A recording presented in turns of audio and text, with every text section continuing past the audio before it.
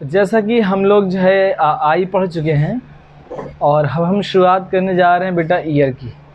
ठीक है ना। आई वाले में जो भी प्रॉब्लम आप लोगों को होगी वो ज़रूर बताइएगा। उसमें मैंने बहुत डिटेल तो नहीं पढ़ाया है जो है। खैर हम लोग ईयर की बात कर लेते हैं। ईयर में अगर हम लोग देखें तो ईयर का जो फंक्शन होता है बेटा, दो फंक्शन होते हैं। प्राइमरी फंक्शन ऑफ ईयर जो होता है ये बैलेंसिंग होता है। क्या होता है बेटा? बैलेंसिंग। ठीक। और सेकेंडरी फंक्शन अगर हम लोग इसका देखें तो होता है हियरिंग। ठीक है। अब दो चीज़ें होती हैं, एक होता है हियरिंग, एक होता है लिसनिंग। इन दोनों में फ़र्क क्या होता है? ठीक है ना। तो आप लोग हमेशा जब भी बोलते हैं लेक्चर में लिसन केयरफुली, लिसन प्लीज़, क्यों लिसन क्यों नहीं कहते हम लोग हियरिंग प्लीज़, हियरिंग प्लीज़ क्यों नहीं बोलते हम लोग? हियरिंग केयरफुली नहीं बोलते हैं ना, हम लोग बोलते हैं लिसन। क्योंकि जो लिसन होता है बेटा ये एक्टिव प्रोसेस है। क्या है? एक्टिव प्रोसेस है। और हियरिंग जो है ये पैसिव प्रोसेस है। क्या है बेटा? पैसिव प्रोसेस है। ठीक। यानी hearing is a passive process और listening is a active process. अब आप समझ ही गए होंगे।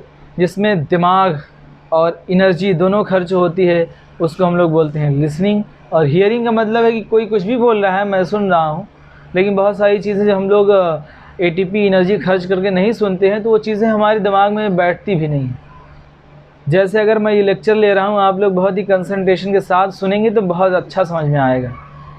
ठीक है ना। लेकिन अगर आपका दिमाग कहीं और है, बस हाँ बात आ रही है, क्या बोल रहे हैं इससे मतलब नहीं, तो फिर वो बातें समझ में नहीं आएंगी। क्योंकि जो है इसमें पैसिव प्रोसेस है, आप दिमाग खर्च नहीं कर रहे हैं, साथ साथ एनर्जी नहीं यूटिलाइज़ कर रहे हैं। क्लियर है। तो अगर हम लोग ईयर में देखें तो तीन पार्ट्स होते हैं बेटा, जैसा कि आई में था। आउटर ईयर, ठीक, मिडिल ईयर और इनर ईयर। ठीक है ना। तो वन बाय वन पढ़ लेते हैं हम लोग। आउटर ईयर की बात करते हैं। तो अगर मैं बात करूं बेटा आउटर ईयर की, तो आउटर ईयर क्या होता है बेटा? पिन्ना होता है। ये पिन्ना है, ये एक्सटर्नल ऑडिटरी कैनाल है, देखते जाइएगा। ठीक। आउटर ईयर में क्या क्या आते हैं बेटा? पिन्ना और एक्सटर्नल ऑडिटरी कैनाल या एक्सटर्नल ऑडिटरी मीएटस। इसी में बेटा ये होती है टिम्पैनिक मेम्ब्रेन यानी टीएम। देखिए बहुत अच्छे से। अब ये पिन्ना का फंक्शन क्या होता है? पिन्ना क्या करता है? वाइब्रेशंस को कलेक्ट करता है, आउटर इन्वायरमेंट से वाइब्रेशन को कलेक्ट करता है और पास करता है inner side of the year. ठीक है ना। एक्सटर्नल ऑडिटरी कैनाल से, ये सी एक्सटर्नल ऑडिटरी कैनाल से फ्लो होते हुए साउंड मूव करता है, टिम्पैनिक मेम्ब्रेन पे जाके टकराता है। अब यही टिम्पैनिक मेम्ब्रेन से मिडिल ईयर शुरू हो जाता है। ठीक है ना। और ये जो ईयर कैनाल होती है बेटा, एक्सटर्नल ऑडिटरी कैनाल, ये जो बच्चों में होती है छोटी होती है, इसी वजह से चांस ऑफ इन्फेक्शन ज़्यादा होता है बच्चों में। और यहीं पे सेबाशियस ग्लैंड होती है तो वेरियस सीबम का सिक्रीशन भी होता है यहाँ पे। ठीक है, समझ रहे हैं ना बेटा। अब यहाँ पे होती है टिम्पैनिक मेम्ब्रेन। इसी टिम्पैनिक मेम्ब्रेन से अटैच होता है बेटा मैलियस। कौन अटैच होता है? Malleus. Head of malleus attach होता है। इसी से अटैचमेंट होता है इनकस का। किसका अटैचमेंट होता है बेटा? इनकस। ठीक। फिर यहीं से अटैचमेंट होता है बेटा मैलियस इनकस स्टेपीस का। किसका बेटा? मैलियस का, इनकस का और स्टेपीस का। यह मिडिल ईयर की बात कर रहा हूँ मैं, थोड़ा सा समझ लीजिए फिर मैं डिटेल समझाता हूँ आपको। पिन्ना है, एक्सटर्नल ऑडिटरी कैनाल है, मैलियस है, टिम्पैनिक मेम्ब्रेन है, मैलियस इनकस स्टेपीस। ठीक। अब देखिए डायग्राम थोड़ा सा इधर दिखा रहा हूँ इसको रफ करके दोबारा से, बहुत अच्छे से देखिएगा बेटा, बहुत इंपॉर्टेंट चीज़ बताने जा रहा हूँ मैं। अगर ये बात समझ में आ गई तो कुछ नहीं है यार। ये एक्सटर्नल ऑडिटरी कैनाल है, ये जो है बेटा टिम्पैनिक मेम्ब्रेन है, थोड़ा सा सिचुएटेड होती है 45 डिग्री पे, कुछ इस तरह से, ठीक है। अब यहीं पे जो है हेड ऑफ मैलियस है, ठीक, हेड ऑफ मैलियस से अटैच होती है जो है इनकस, यहीं से अटैचमेंट होता है बेटा स्टेपीस का, ठीक, यानी मिस हम लोग कहें मैलियस इनका स्टेपीस। अब यहीं से बेटा ये ज़रूर देखिएगा, ये जो स्ट्रक्चर है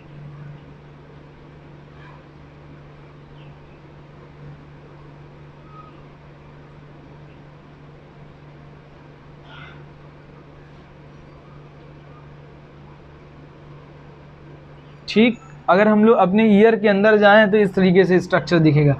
ये जो स्टेपीस का फुट प्लेट है, स्टेपीस का जो ये फुट प्लेट है, ये अटैच होता है बेटा ओवल विंडो से,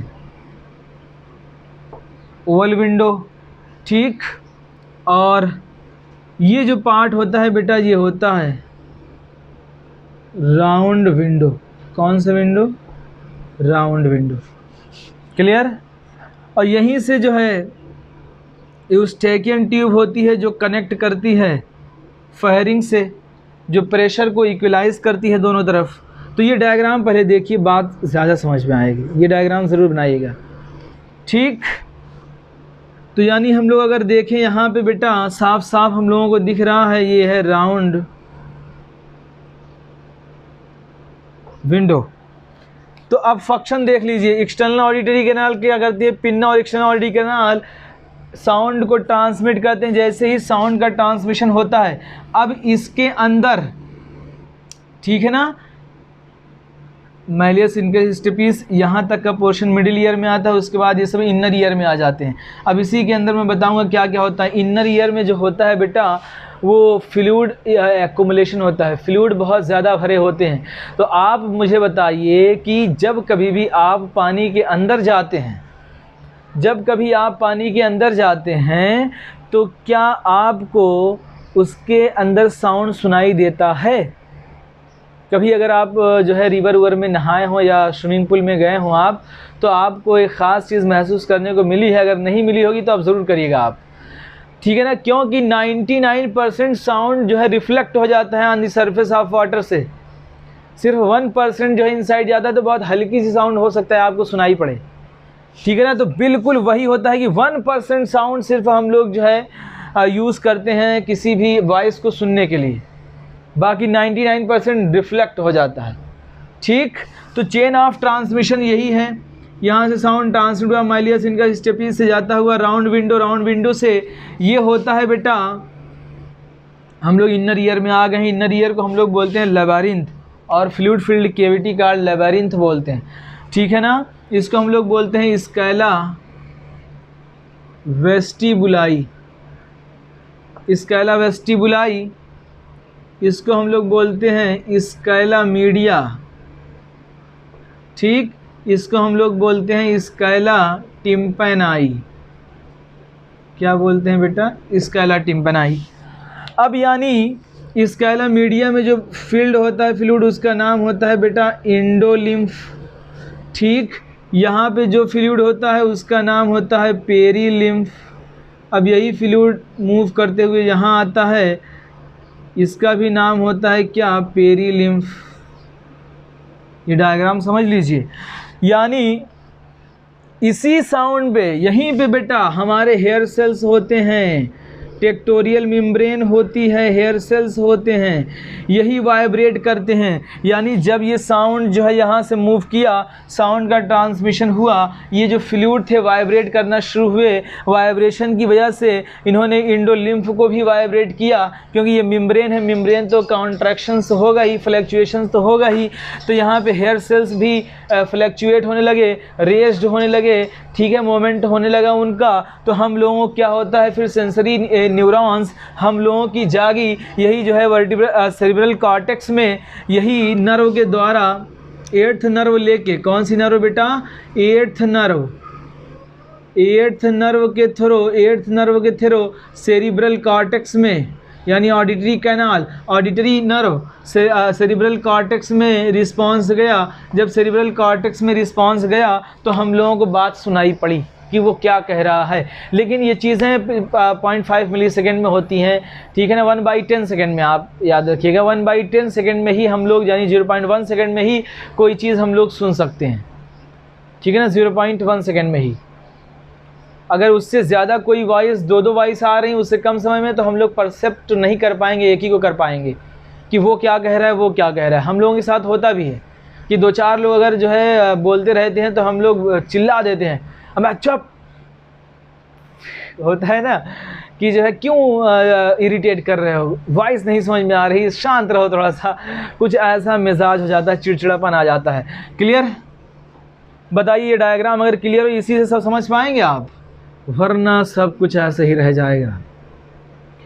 बताइए भाई, मैं सबसे स्मॉलेस्ट बोन स्टेपिस होती, स्मॉलेस्ट बोन स्टेपिस होती है, स्मॉलेस्ट मसल स्टेपेडियस होती है, ठीक है ना, 3 बोन होती हैं। अब बताइए, अब देखिए आप, अगर यहाँ पे ब्रेक हुआ ट्रांसमिशन चेन, यानी साउंड का ट्रांसमिशन अगर ब्रेक हो जाए, मान लीजिए आपका जो है नेक्रोसिस हो गई, यानी ये गल गई तुम्हारा हेड, मैलियस का हेड खराब हो गया, कोई इन्फेक्शन हो गया, कोलेस्टियोटोमा हो गया, ठीक है ना, तो जब यहाँ पे दिक्कत होगी, बताओ, यहाँ तो ब्रेकेज हो गया, यानी साउंड का ट्रांसमिशन हो नहीं पाएगा, तो इसको क्या होगा, साउंड सुनाई नहीं देगा। या फिर मान लीजिए ये सही है, यहाँ पे कोई दिक्कत हो गई, नेक्रोसिस हो गई, अब बताओ क्या सुनाई देगा, नहीं सुनाई देगा, यानी ब्रेकेज हो गया साउंड का।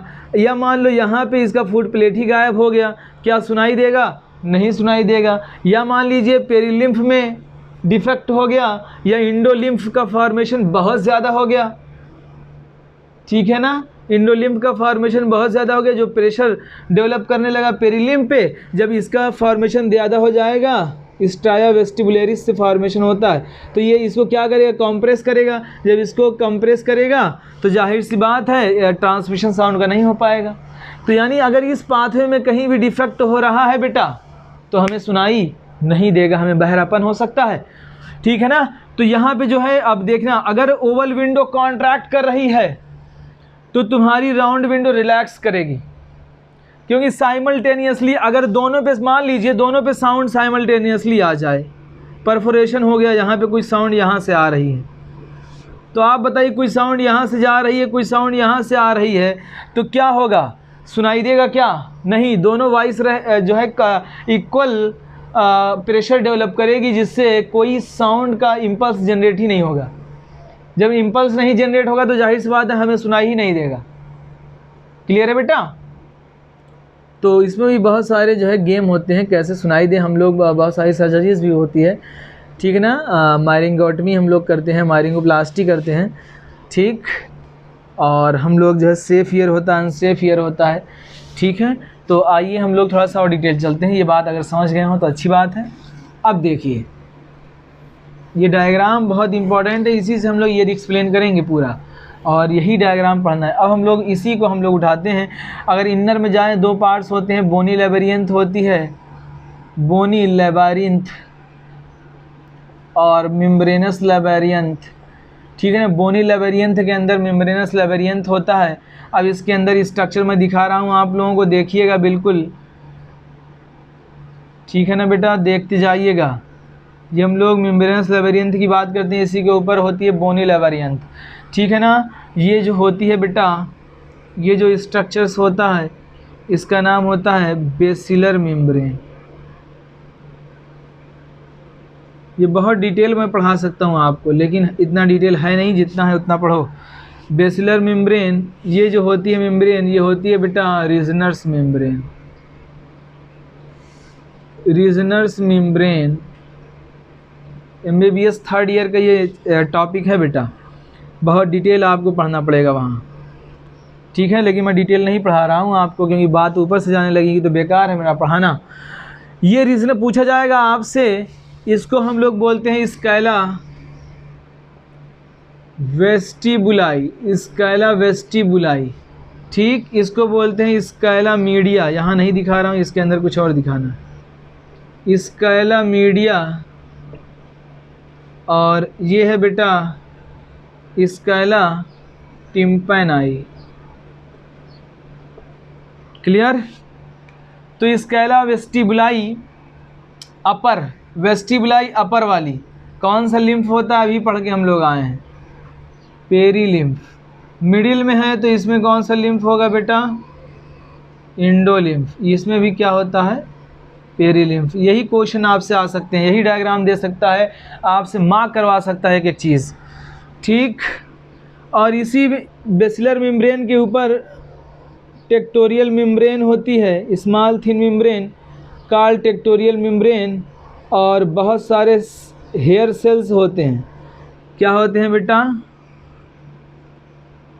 हेयर सेल होते हैं। जैसे ही साउंड ट्रांसमिशन होता है, ये हेयर सेल्स फ्लक्चुएशन करने लगते हैं और इम्पल्स जनरेट होती है, और ये eighth nerve auditory canal, auditory nerve के थ्रू सेरेब्रल कॉर्टेक्स में रिस्पांस जाके देती है, तो हमें चीज़ें सुनाई देती हैं। क्लियर है? यहाँ पे बहुत डाइटर सेल्स, बहुत सारी सेल्स होती हैं, वो है नहीं आप में, इस वजह से मैं नहीं बता रहा हूँ। तो आप ये याद रखिए, स्कैला वेस्टिबुलाई में पेरीलिम्फ होता है, स्कैला मीडिया में इंडोलिम्फ होता है, स्कैला टिम्पैनाई में पेरीलिम्फ होता है, ठीक है ना। और जो है स्कैला टिम्पैनाई को और इंडोलिम्फ से कौन सी मेम्ब्रेन सेपरेट करती है, बेसिलर मेम्ब्रेन, ठीक है। आपसे पूछा जाएगा इंडोलिम्फ पेरीलिम्फ को, स्कैला वेस्टिबुलाई, स्कैला मीडिया को कौन सेपरेट करता है, तो रेजिनर्स मेम्ब्रेन, ठीक है ना। जो है अब हम लोग मूव करते हैं बेटा, जो है इनर ईयर में एक ख़ास चीज़ वेस्टिबुलर apparatus हम लोगों को दिखता है। तो ये जो है बेटा, ये कॉक्लिया है, कॉइल्ड पोर्शन है। यहाँ से जब हम लोग मूव करते हैं आगे की तरफ, तो हमें एक खूबसूरत स्ट्रक्चर देखने को मिलता है, ठीक। ये ओटोलिथ आर्गन है बेटा, ठीक। और यही वेस्टिबुलर apparatus में ओटोलिथ आर्गन और 3 सेमी सर्कुलर कैनाल होती हैं। इस तरीके से ये 3 सेमी सर्कुलर कैनाल होती हैं, ये right angles to each other होती हैं, ये right angles to each other, ठीक। यही सेमी सर्कुलर कैनाल जहाँ पे ओपन होती हैं उसको हम लोग बोलते हैं एम्पुल्ला, क्योंकि स्वेलन पार्ट होता है जिसको हम लोग बोलते हैं बेटा एम्पुल्ला, ठीक। एक एलिवेटेड रिज क्रिस्टा एम्पुलेरिस कहते हैं, जहाँ पे हेयर सेल्स होते हैं। और ये जो पोर्शन है इसको हम लोग बोलते हैं बेटा ओटोलिथ आर्गन। क्या बोलते हैं? Otolith organ. इसी ओटोलिथ आर्गन में अगर हम लोग देखें, 2 चीज़ें होती हैं, एक होता है साइक्यूल, इसी ओटोलिथ आर्गन में एक होता है साइक्यूल, दूसरा होता है माइक्यूल, ठीक। यानी हम लोग अगर कहें इसको, ये हो गया बेटा साइक्यूल और ये आगे वाला पोर्शन हो गया माइक्यूल, ठीक। यही साइक्यूल और माइक्यूल आपस में कंबाइंड होके बनाते हैं बेटा मैकुला। अब इसी मैकुला का फंक्शन क्या होता है? बैलेंसिंग में हेल्प करता है, बैलेंसिंग द बॉडी पोस्चर, ठीक। क्लियर? सेमी सर्कुलर कैनाल होती है, ठीक। मेम्ब्रेनस लेबिरियंथ, इसी के ऊपर क्या होती है बेटा? बोनी लेबिरियंथ। इसी के अंदर अगर हम लोग देखें, जो हम लोग पेरीलिम्फ एंडोलिम्फ की बात कर रहे थे, इसी के अंदर हम लोगों को देखने को मिलता है ये स्ट्रक्चर। लेकिन हम लोग बाहर दिखा रहे हैं इसमें, क्योंकि हम दिखा नहीं सकते, इस वजह से उसको बाहर हम दिखाते हैं, ठीक है ना। तो यहाँ पे जो है ओटोलिथ आर्गन साइक्यूल एंड मैक्यूल्स होते हैं, साइक्यूल एंड उट्रिकल, साइक्यूल एंड उट्रिकल होता है बेटा, ठीक। ये दोनों साइक्यूल एंड उट्रिकल आपस में कंबाइन होकर बनाते हैं मैकुला। ये मैकुला का फंक्शन जो होता है बेटा साइक्यूल एंड उट्रिकल, इसका फंक्शन जो होता है बैलेंसिंग में, बैलेंसिंग द बॉडी पोस्चर। याद रखिएगा बेटा सम, ठीक। क्या याद रखिएगा? 3 सेमी सर्कुलर कैनाल्स होती हैं, ठीक है ना। सोइलन पार्ट होता है जिसको हम लोग बोलते हैं एम्पुल्ला, ठीक है ना। एम्पुल्ला क्रिस्टा, क्योंकि हेयर सेल्स पाए जाते हैं तो एम्पुल्ला क्रिस्टा बेटा हम लोग बोलते हैं। ओटोलिथ आर्गन होता है, ओटोलिथ आर्गन 2 पार्ट साइक्यूल एनोट्रिकल, साइक्यूल एनोट्रिकल्स कंबाइंड होकर बनाते हैं मैकुला। यही मैकुला जो होता है इसका फंक्शंस जो होता है बेटा वो हेल्प करता है किसमें, बैलेंसिंग में हेल्प करता है। क्लियर है बात? तो ये चीज़ें आप ज़रूर पढ़िएगा बेटा, बहुत ही आसान है, ठीक है ना। अगर यहाँ तक बात बताइए, अगर समझ में आ गई हो तो हम मूव करें आगे, नहीं तो जो है यहीं रहने। जल्दी बताओ कितने लोगों को बात समझ में आ गई? ठीक, ओटोलिथ आर्गन हो गया, सेमी डिफरेंट प्लेन्स में होती हैं, ठीक। क्रिस्टा एम्पुलेरिस प्रोजेक्टिंग रीच समझ में आ गया, साइकिल ओट्रिकल मिलके बनाती है मैकुला। क्रिस्टा एंड मैकुला इसका फंक्शंस क्या होता है बेटा, बैलेंसिंग में हेल्प करते हैं, ठीक है। अब हम लोग बात कर लेते हैं बेटा जो है ट्रांसमिशन ऑफ द साउंड, कि साउंड कैसे ट्रांसमिट होता है, ठीक है ना। ट्रांसमिशन ऑफ साउंड में अभी आप लोगों को डायग्राम मैंने दिखाया था, आप लोग बताइए। ये जो है एक्सटर्नल ईयर है, pinna, external auditory canal, tympanic membrane, tympanic membrane से ये जो है आ गई बोन जिसका नाम था miss malleus incus stapes, malleus incus stapes से जो है ये हो गया मिस, क्या हो गया मिस। यहाँ से ओवल विंडो, कहाँ जाएगी बेटा साउंड, ओवल विंडो में। ओवल विंडो से कहाँ जाएगी, राउंड विंडो, देखते जाइएगा। ये है राउंड विंडो, यानी साउंड चली इस तरीके से, malleus incus stapes, then round window, ठीक है ना। पेरिलिम्फ वेस्टिबुलाई है ये, वेस्टिबुलाई से यह है इंडोलिम्फ यानी स्कैलामीडिया, स्कैलामीडिया में जनरेट हुआ इम्पल्स, क्योंकि यहीं पे हेयर सेल्स होते हैं, टेक्टोरियल मेम्ब्रेन होती है, ऑर्गन ऑफ कॉर्टाई होता है, जो ऑडिटरी रिसेप्टर्स यहीं होते हैं, इसी वजह से इम्पल्स जनरेट होती है।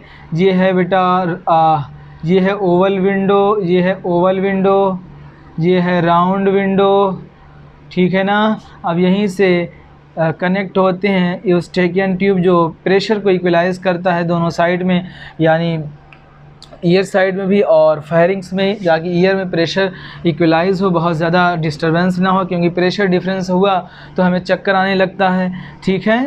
तो जो है ये ट्रांसमिशन होता है साउंड का, आप पढ़ सकते हैं।